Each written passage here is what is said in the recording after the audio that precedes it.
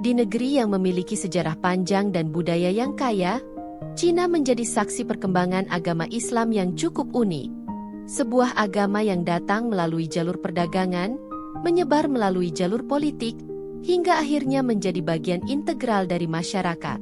Perkembangan Islam di Cina tidak hanya berbicara tentang keberagaman umat, tetapi juga tentang bagaimana agama ini dapat bertahan dan berkembang meski berada di tengah-tengah kebijakan yang sangat ketat dan terkadang penuh tantangan. Salah satu aspek yang paling menarik adalah bagaimana umat Islam di Cina merayakan bulan suci Ramadan. Suasana Ramadan di Cina menawarkan gambaran yang penuh warna antara tradisi dan modernitas. Cina, atau secara resmi Republik Rakyat Cina, adalah negara terbesar di Asia Timur dan memiliki populasi lebih dari 1,4 miliar jiwa. Dengan sejarah yang sangat panjang, Cina merupakan salah satu peradaban tertua di dunia yang telah mengalami berbagai perubahan sosial, politik, dan budaya. Negara ini memiliki keragaman etnis yang luar biasa, dengan lebih dari 50 kelompok etnis, termasuk mayoritas Han yang mendominasi. Namun, meski Han mendominasi, terdapat kelompok-kelompok etnis lainnya yang memiliki kontribusi besar terhadap budaya dan sejarah Cina, termasuk kelompok Muslim yang terkenal dengan nama Hui dan Uighur. Islam pertama kali masuk ke Cina melalui jalur perdagangan pada abad ke-7 Masehi, seiring dengan berkembangnya jalur sutra yang menghubungkan Timur Tengah dengan Cina. Sebagian besar pedagang Arab dan Persia yang memperkenalkan agama ini kepada penduduk lokal. Menurut beberapa sumber sejarah, kedatangan Islam ke Cina diperkirakan terjadi sekitar masa dinasti Tang. Meskipun Islam kemudian berkembang pesat di beberapa wilayah, umat Islam di Cina tetap menghadapi banyak tantangan, terutama dari segi kebijakan negara yang terus-menerus mengatur aktivitas keagamaan. Sekitar 1-2% dari total populasi Cina adalah Muslim, yang terdiri dari beberapa kelompok etnis. Etnis Hui merupakan kelompok Muslim terbesar. Sementara Uighur, yang berada di wilayah Xinjiang, juga memiliki jumlah signifikan. Data dari sensus terakhir menunjukkan bahwa jumlah Muslim di Cina diperkirakan mencapai 20 hingga 30 juta jiwa, meskipun angka pastinya sulit diverifikasi karena terbatasnya pengumpulan data tentang kelompok agama di negara tersebut. Islam di Cina bukan hanya soal agama, tetapi juga tentang bagaimana budaya Islam dapat menyatu dengan budaya lokal. Pada awalnya, para pedagang Arab yang datang ke Cina tidak hanya membawa ajaran agama, tetapi juga memperkenalkan budaya dan tradisi mereka. Seiring waktu, umat Islam di Cina mulai mengintegrasikan tradisi mereka dengan budaya Cina yang sudah ada. Misalnya, banyak masjid di Cina yang memiliki arsitektur yang memadukan unsur-unsur tradisional Cina, seperti atap yang melengkung dan ukiran yang khas, namun tetap mempertahankan simbol-simbol Islam seperti kubah dan menara. Selain itu, dalam aspek sosial dan budaya, umat Islam di Cina sangat memegang teguh ajaran agama mereka, meskipun mereka hidup dalam masyarakat yang pluralistik dan seringkali dipengaruhi oleh kebijakan negara yang ketat terhadap kebebasan beragama.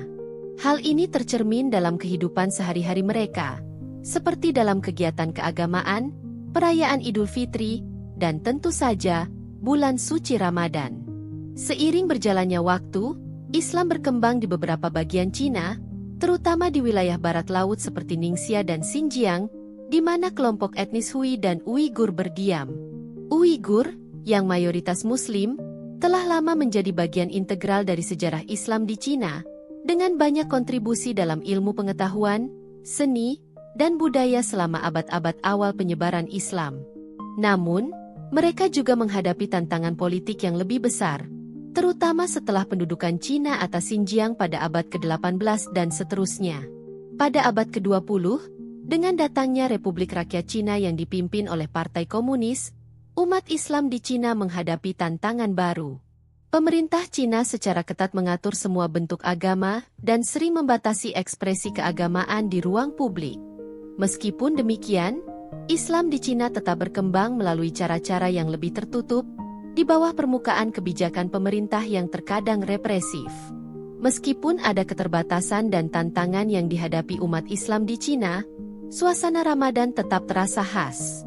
Di kota-kota besar seperti Sebelasan, Beijing, dan Lanzhou, umat Muslim merayakan Ramadan dengan penuh hikmat. Masjid-masjid yang tersebar di seluruh Cina menjadi pusat kegiatan keagamaan selama bulan puasa. Namun, berbeda dengan beberapa negara mayoritas Muslim, suasana Ramadan di Cina tidak terlalu kentara di ruang publik. Sebagian besar umat Islam menjalankan ibadah puasa dan tarawih secara lebih pribadi atau dalam komunitas-komunitas kecil. Di Xinjiang, wilayah yang memiliki jumlah Muslim terbesar di Cina, suasana Ramadan sangat terasa. Di kota-kota seperti Urumqi, masyarakat Muslim Uighur merayakan Ramadan dengan berbuka puasa bersama, serta menyajikan hidangan tradisional seperti pilaf dan kebab.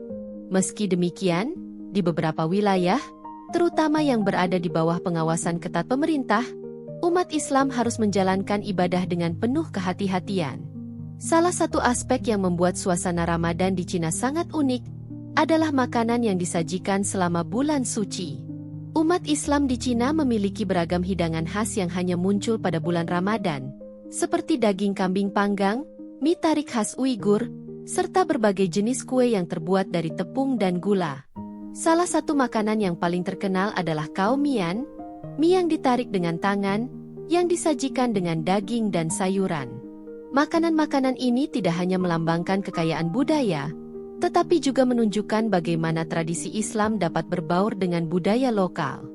Namun, di balik keberagaman budaya ini, umat Islam di Cina juga menghadapi pembatasan yang signifikan terkait pelaksanaan ibadah Ramadan.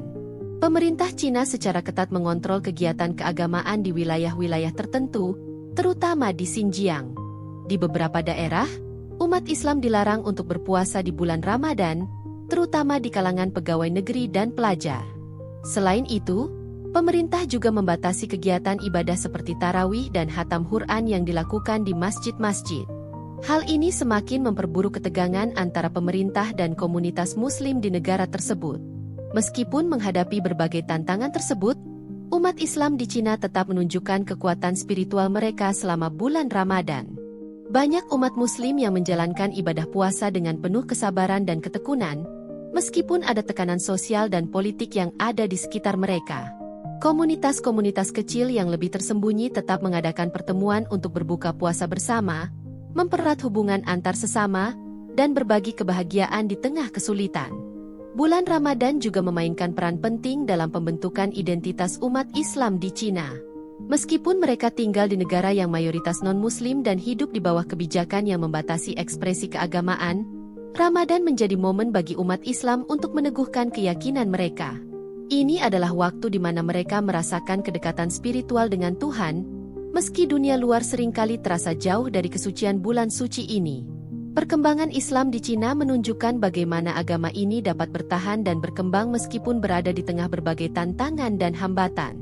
Suasana Ramadan di Cina, meskipun jauh dari hingar-bingar perayaan yang biasa terlihat di negara-negara mayoritas Muslim, tetap menunjukkan kedalaman spiritual dan keteguhan iman umat Islam di sana.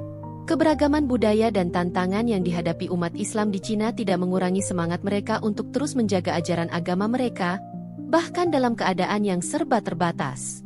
Dengan demikian, Ramadan di Cina bukan hanya soal berpuasa, tetapi juga soal bagaimana umat Islam tetap menjaga warisan budaya dan spiritual mereka di tengah tantangan zaman. Informasi yang kami sajikan di sini merupakan hasil riset mendalam dan upaya untuk memberikan data yang akurat dan relevan. Namun, meskipun kami selalu berusaha menyajikan konten yang terpercaya, kami tidak dapat menjamin bahwa setiap detail bebas dari kesalahan atau perubahan. Semua keputusan atau tindakan yang Anda ambil berdasarkan informasi yang diberikan adalah tanggung jawab pribadi Anda. Jika Anda membutuhkan informasi lebih lanjut atau klarifikasi, kami sangat menyarankan Anda untuk berkonsultasi dengan profesional atau sumber lain yang lebih mendalam. Jangan lewatkan pembaruan menarik yang akan menginspirasi Anda. Subscribe sekarang juga untuk mendapatkan konten eksklusif, tips bermanfaat, dan info terkini langsung di inbox atau feed Anda. Bergabunglah dengan komunitas kami dan jadilah yang pertama mengetahui setiap perkembangan baru. Klik tombol subscribe dan mari terus berkembang bersama kami.